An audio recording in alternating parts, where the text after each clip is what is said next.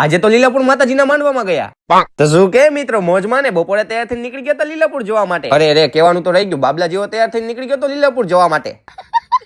અને કેટલા જણા લીલાપુર થી આપણો વિડીયો જોયા કમેન્ટ કરી દીજો. તો ફાઇનલી પહોંચી ગયા આપણે લીલાપુર ના આવી ગયા માતાજીના મઠે દર્શન કરવા માટે. પછી સરસ મજાના કરી લીધા માતાજીના દર્શન. ત્યાં તો આપણને હિરણભાઈ ભેગા થઈ ગયા, એ પણ આપણો વિડીયો જોયો. થેન્ક યુ મારો ભાઈ, આવો નવો સપોર્ટ કરતા રહીજો. અને આ બધાને ખબર પડી કે હું વિડીયો ઉતારું તો બધા ગોઠવાઈને સરખા બેહી ગયા. હારે શોખ વિડીયોમાં આવવાનો.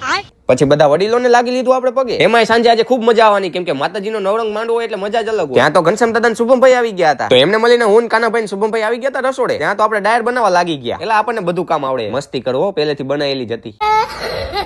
અને રાત્રે થઈ ગયો તો પ્રસાદી લેવાનો ટાઈમ, તો આપણે બેસી ગયા તો પ્રસાદી લેવા માટે. જમીને પછી આવી ગયા તો આપણે મઠ પાસે. અહીંયા આવીને જોઈ તો ડાક ડમરૂની તૈયારી ચાલુ થઈ ગઈ હતી. આ રાવલ દેવ પણ આપણો વિડીયો જોતા હતા. તો બધાનો દિલથી આપણે આવો નવો સપોર્ટ ને પ્રેમ કરતા રહીજો. પછી દિનેશ કાકા, પપ્પા, સગા કાકા ને બધા સી ઓર્ચિડના મેમ્બર સાથે આપણે બેસી ગયા હતા ડાક ડમરૂની મોજ લેવા માટે. અને ખરેખર મિત્રો મને માતાજીના નવરંગ માંડવામાં બહુ મજા આવે. ડાક ડમરૂ તો મને બહુ ગમે. અને માતાજીનો નવરંગ માંડવો એટલે રાતે આખું વાતાવરણ તે અલગ થઈ જાય. તમારું શું કહેવાનું થાય છે? અને ક્યારે સવાર પડી જાય ને તમને ખબર જ ના પડે. તો હાલો ડાક ડમરૂની મોજ તમે લઈ લો. થોડીક 2-3 ક્લિપ બતાવી દઉં તમને.